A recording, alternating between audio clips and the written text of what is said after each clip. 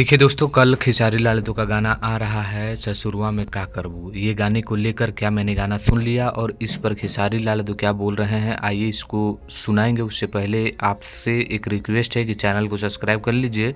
मैं हूं रविंदर और आप सभी देख रहे हैं भोजपुरी स्टोर चैनल। देखिए, कल सुबह सुबह गाना आएगा, उसको लेकर खेसारी लाल यादव बहुत बड़ी बात बोले हैं। और क्या मैंने इस गाने को सुन लिया, तो भाई अभी तक नहीं सुना है मैंने। इस गाने को सुबह में हम सभी सुनेंगे 6:30 बजे भोजपुरी म्यूजिक हब यूट्यूब चैनल पर। तो तैयार हो जाइए, कल सुबह 6:30 बजे सब कोई तैयार रहना है। और आइए सुनते हैं कि खेसारी लाल यादव क्या बोले।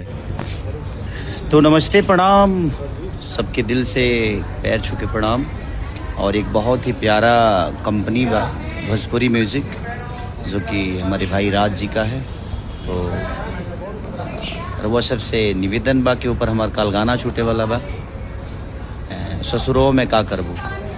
बहुत ही प्यारा सॉन्ग बा और पहली बार चैनल पर हमारा गाना जाता। तो लोग सब्सक्राइब करी, लाइक करी और ढेर सारा प्यार वो चैनल के दी और हमारा गाना के दी। तो लव यू, थैंक यू, अपना ख्याल रखिए, आपसे लव यू।